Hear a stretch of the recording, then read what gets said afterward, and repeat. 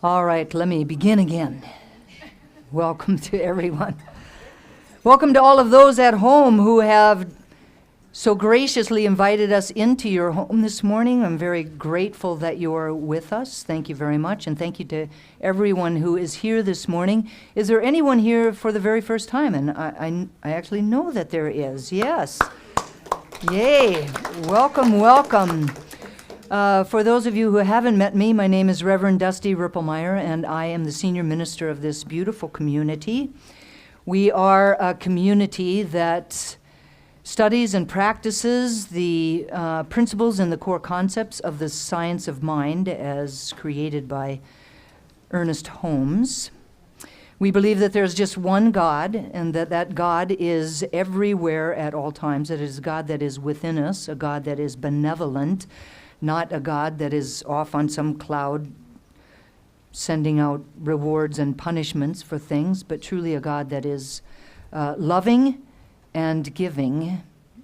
And we believe that there is a creative process, the same creative process that God used to create the world, that we can use to co-create with God, to co-create a life that we love, a life that works for everyone.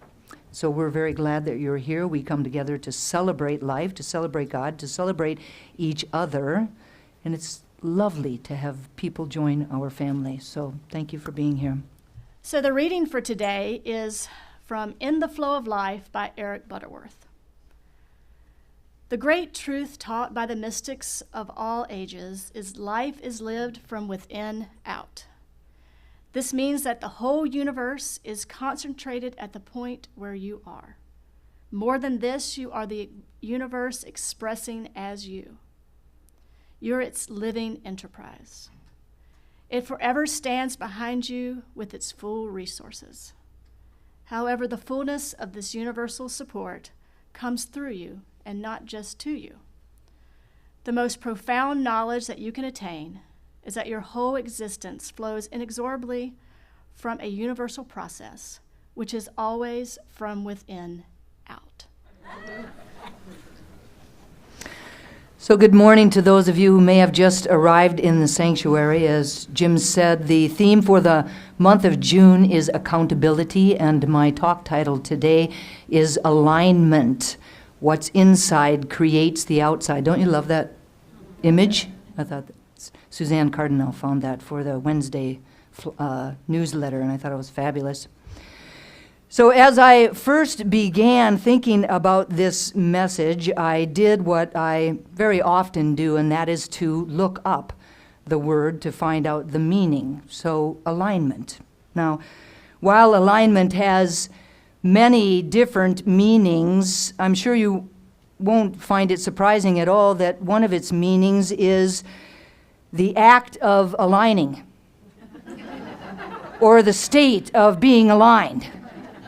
I really don't know why they do that. So, without using the same word to describe its meaning, the word alignment means a proper positioning of parts in relation to each other, or the proper or desirable coordination between components. It can also mean identifying with the behavior or the thinking of another, or it could also mean an integration of values and practices. Now, the next thing that came up for me was the idea of a front-end alignment. Or a wheel alignment. Now, typically, a front-end alignment and a wheel alignment are pretty much the same, except that the front-end alignment only really aligns your front wheels, while the wheel alignment itself could do just the front wheels or all four wheels. At least this is my understanding of it. Even though at first blush this felt to me like a really weird thing to be thinking about, it really is a very lovely analogy. And so I invite you to listen to the beginning conversation from that space, from that lens or through that lens, to listen for how it speaks to you individually about your own life. So a wheel alignment refers to an adjustment of the vehicle's suspension. That's the system that connects the vehicle itself to the wheels. It's not an adjustment of the tires or the wheels themselves. It's an adjustment of the system that connects them. Now, driving conditions affect our vehicle's wheel alignment. If you're driving down some poorly maintained roads, or you go through some potholes, or you hit a curb, then your wheel alignment is going to be greatly affected. When our wheels are not in alignment, there's uneven tread wear. It's just simply not balanced. When our wheels are out of alignment, the vehicle can tend to try to pull to the right or pull to the left, and we have to struggle very hard to keep it going in the direction that we want it to be going. A wheel alignment ensures optimal drivability. The tires last longer, the ride is smoother, and the wheels stay in the direction you want them in. Added to all of that, cars with good wheel alignment require less energy to keep them going, so you can save on a whole bunch of fuel. The bottom line is that when our wheels are in alignment, it's smooth sailing. When a technician checks out our wheel alignment, he or she really pays the most attention to a couple of three things. They're really only concerned with these three things, and that's camber, toe, and caster. Now, I'm not going to bore you with any more information about this. But what came up for me around alignment, especially our own alignment, is that it also includes three invitations for alignment that I believe that we should be concerned about. They are all three in reality related and interrelated. The first is to be in alignment with God, with the divine, with source energy. However you call this power and presence, it is that which is back of everything, that which created everything. It is that which created each of us. It is the truth of who we are at our very core. Ernest Holmes says, at the center of our being, there is a divine person, a unique incarnation of God. This is the source of all real inspiration. Here and here alone, at the center of our being, is the real creative power. The question is whether we are living from this center or whether we are thinking of ourselves as detached, separated, divided, alone, and inadequate. We all have direct access to the infinite presence, the universal person. There could be no more beautiful thought than that divine spirit itself, infinite as it is also within us. It is very important for each of us to know who and what we are as divine emanations of God. It is very important for us to understand the nature of that connection in order for us to be able to understand alignment. We as human beings tend to think of ourselves as separate from each other, as separate from God. We as human beings tend to think of ourselves as either spiritual or physical. But the truth is we are both physical and spiritual.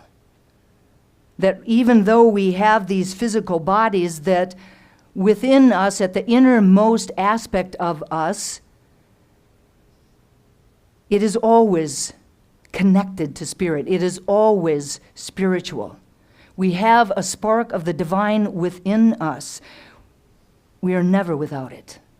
And through it, we are always connected to each other. Now, when our car rolled off the manufacturer's assembly line, it came preset with special angles that positioned our wheels correctly. The vehicle's suspension was perfectly aligned.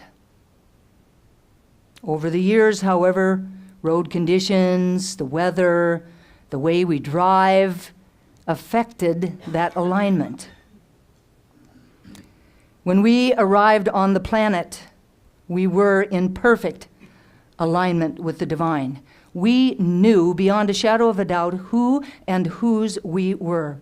Over the years, however, our awareness of our alignment became clouded. The dirt and grime of the journey hid our deep and abiding connection. The experience we had and the domestication that we acquired confused us. We were told or began to tell ourselves stories about ourselves and our lives, and what we said and what we believed very often had absolutely nothing to do with that divine connection. We began to believe in separation, in lack and limitation. We began to fall into fear and doubt and worry, and all of this keeps us out of alignment. When we are out of alignment, we tend to be battered about by our lives or by our relationships or by our experiences and what we say about them.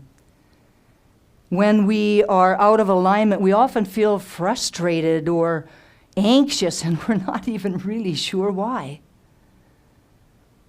We change directions over and over and over again, and we still feel like we are spinning our wheels. Pun intended. When we are in alignment, our thoughts and actions are expressions of this inner sense of our spiritual identity, rather than being merely reactions to the circumstances that we find ourselves in.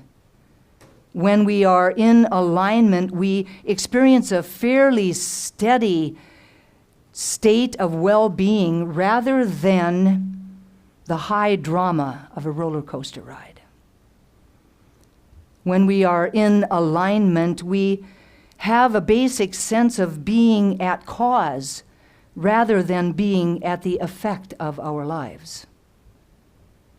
So the alignment that we seek then is our alignment with the larger part of ourselves, the spark of the divine within. The second invitation is to be in alignment with our core values. Our core values govern the way that we live our lives. They govern the way that we respond to life itself. They govern the way that we react to the situations that present themselves and what we say to ourselves about those. Our core values can assist us in our choices, in our decisions, and in our actions. They act as a compass that sets our direction initially, and then, like a really good wheel alignment, keeps us heading in the right direction over time. We are in harmony when we act in alignment with our core values. And when we are out of alignment with our core values, then we bring dissonance into our lives.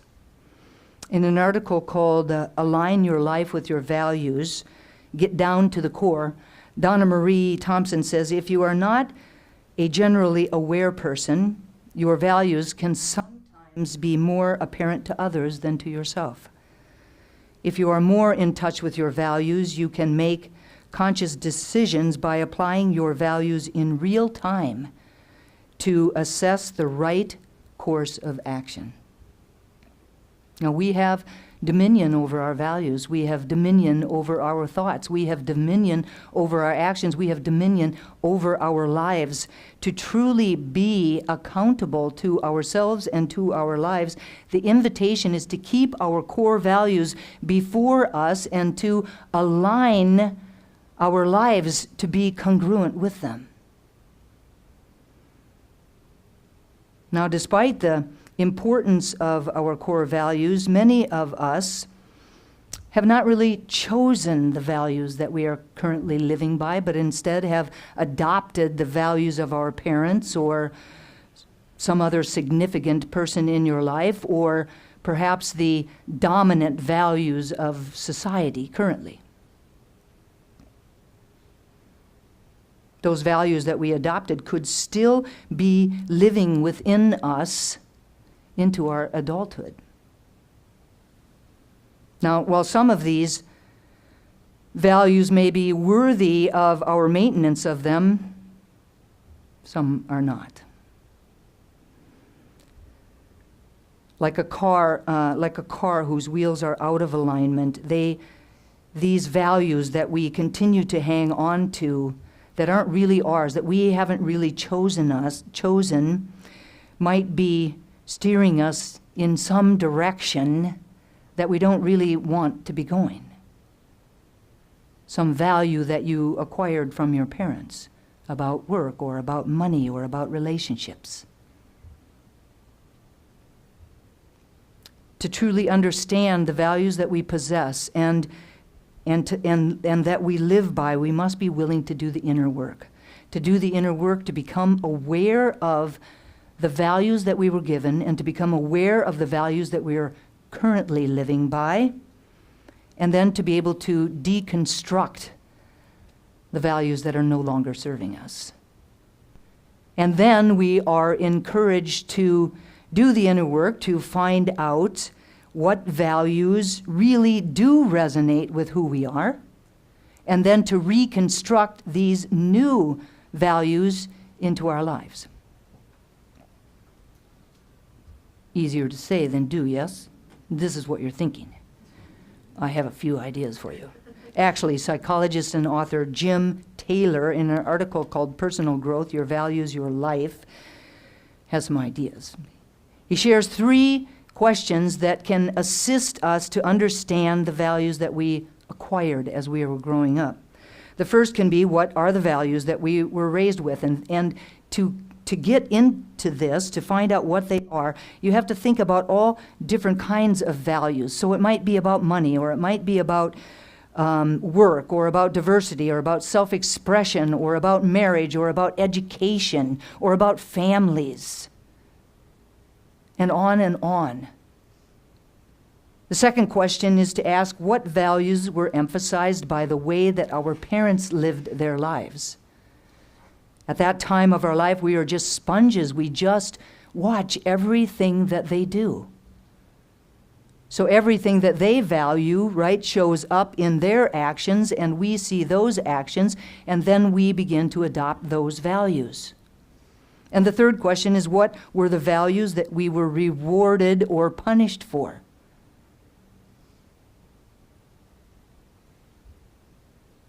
The next question that we can ask ourselves, as we now are going to begin to look at what are the values that we're currently living by, is to ask that very question. What are the values we're currently living in accordance with? Now, these would be the values that underlie what we're doing for a living, who we like to hang out with, where we live and how we live, how we spend our money, what kind of activities do we like to engage in, or what do we typically like to talk about? The second question could be, are these values our own values, chosen by us, or are they the values that we acquired from our parents? Acquiring them from our parents doesn't necessarily mean they're wrong or they're bad, but it's good to just evaluate it Good to pay attention, good to become aware, right? And lastly, awesome question, do our current values enhance our lives?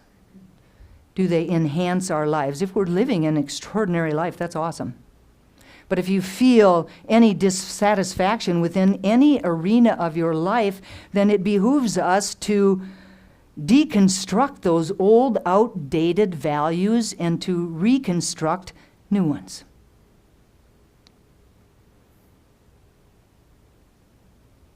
Again, according to Jim Taylor, there's 3 questions that we can ask ourselves that will help us to find those new values that we resonate with, or to find those new values that will enhance our lives. And the first question is, what do you choose to do in your life? Now, this is what you choose to do, what you consciously and freely choose to do.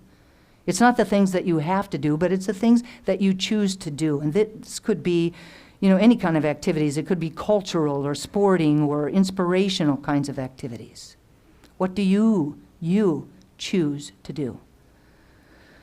Second question, what activities do you have a passion for and that bring true joy in your participation? What activities float your boat and twirl your skirt? And lastly, what activities, experiences, and people cause you to feel deeply engaged and connected? Deeply engaged and connected.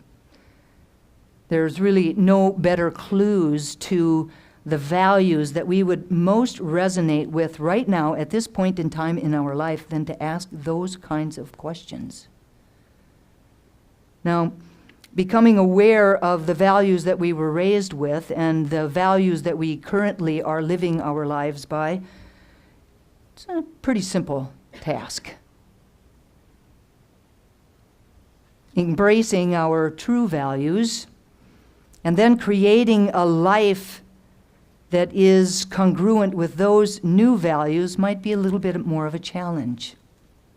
We often tend to want to stay doing what we're doing. We often tend to want to cling to our current life because it's comfortable, because it's predictable, because it's familiar. Sometimes to think about leaving that which is familiar is really scary. Scary to step out on those skinny branches, or scary to step into something that is unknown. Jim Taylor says, living your life in accordance with your newly identified or clarified values means discarding values, beliefs, and ways of life that have been a part of you for your entire life. However unhappy you may feel now, the prospect of change and the uncertainty and instability that accompanies it can be intimidating, if not downright terrifying. At some point, though, you must tell yourself that your life as it is now is no longer acceptable. You need to decide that enough is enough and that it is time for a change. The alignment that we are seeking then is an alignment with our own unique, totally resonant values. The third invitation is to be in alignment with that which we wish to manifest. The law of attraction says that which is like unto itself is drawn. That which is like unto itself is drawn. Every desire that we have causes us to send out what Abraham would call rockets of desire. Rockets of desire. Now, our job is to find a way to hold ourselves consistently in a vibrational match with that which we desire in order for it to become manifested. Since whatever we are giving our attention to causes a vibration to be emitted from us, then it is very important for us to ask the question, what are we giving our attention to? According to the law of attraction, if there is something that we desire, all that we have to do is to put our attention upon it. However, the opposite is also true. If we have something that we desire and we are placing our attention on the fact that we do not have it, then we will continue to not have it.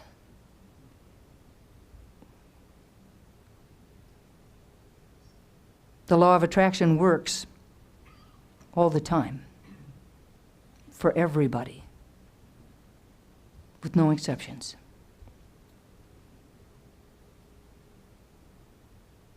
When we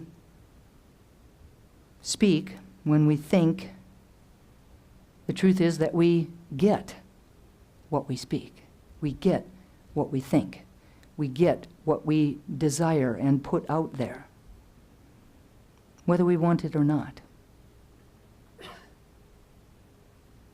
Therefore, it's very important that we pay attention to our vibrational frequency. Pay attention to what we're putting our attention upon. Abraham says, a powerful stream of source energy is now stretched before you, from which your individual personal preferences will be received.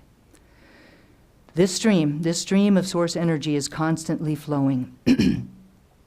Of that, we can be absolutely sure. We do not have to know how it works for it to work.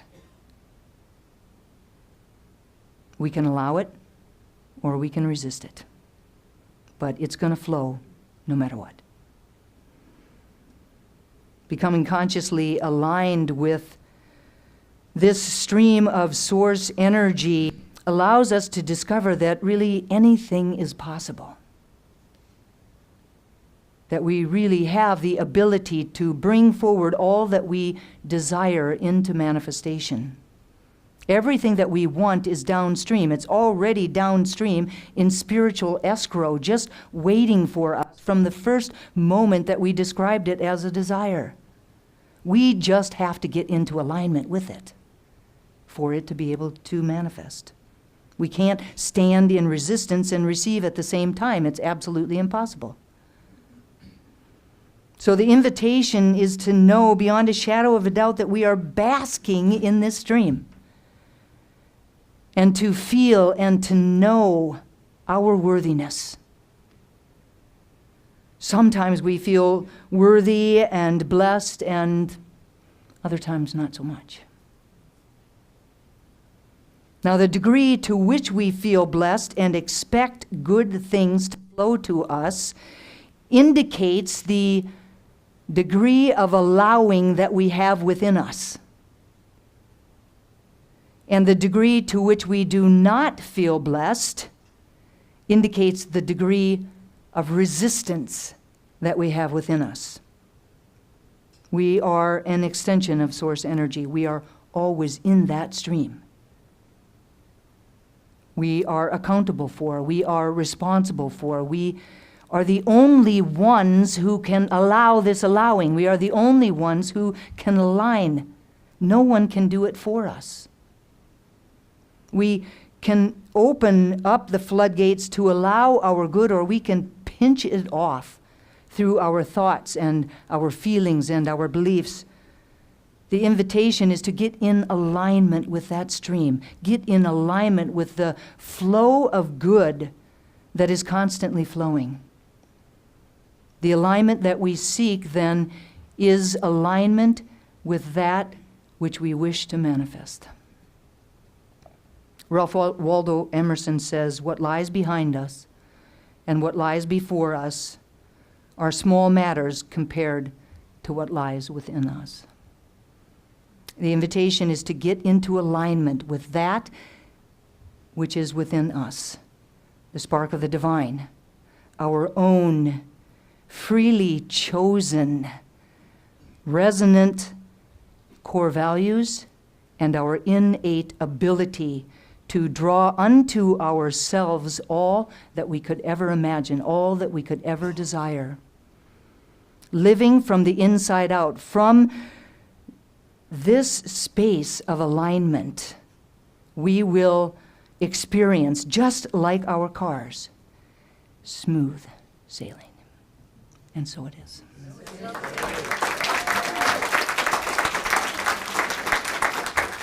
So I invite you to turn within.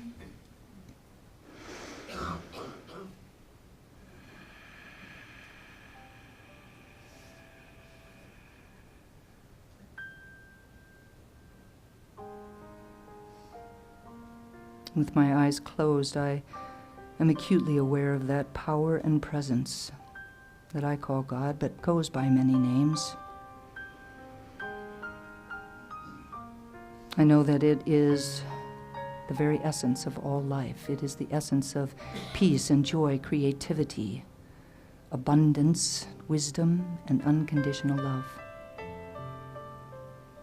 I know that it is who I am at my very core, that when I arrived on the planet, I arrived with a spark of the divine within me. I can never be separated from it.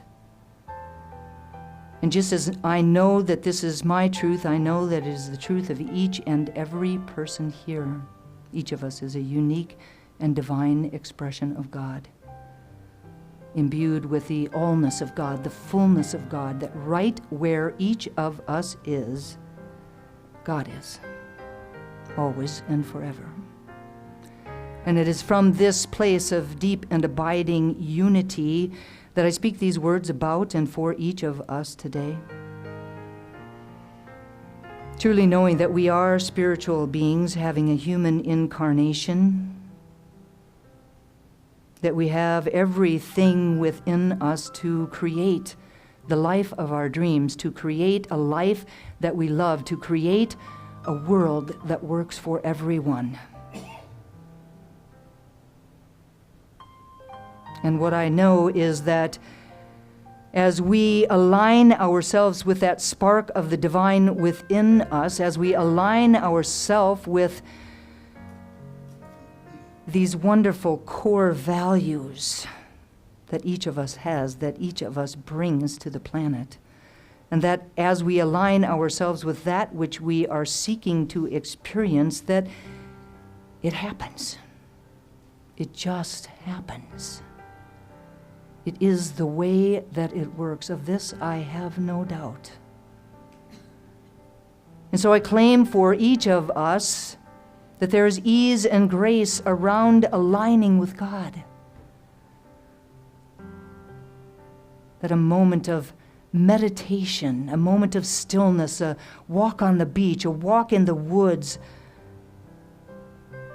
watching a baby laugh, that there is a moment in which we feel this deep connection and we allow it to inform us, to keep us connected, to remind us that we have never not been connected. And I claim and know for us that there is a way that we can live our lives from our own unique values, that we no longer have to hold on to values that no longer support the life that we want to live, that it is okay to deconstruct them and to reconstruct them in a way that is powerful, in a way that enhances all of our lives. And I claim and know for us that this law of attraction is always working. And that as we begin to be singularly focused about our dreams and desires, turning away from anything that does not look like that we are able to open those floodgates and allow that good to flow into our lives. I claim this for each of us today. By the power of my word, I know that it happens with ease and with grace. And I'm so grateful to speak this word, so grateful for the power of prayer, knowing that these words are loosed into a law that only ever says yes. That they are clothed in form even as they are spoken. And so I speak them and I release them, and I invite everyone to anchor them for ourselves and for each other simply by saying, "And so it is." Amen.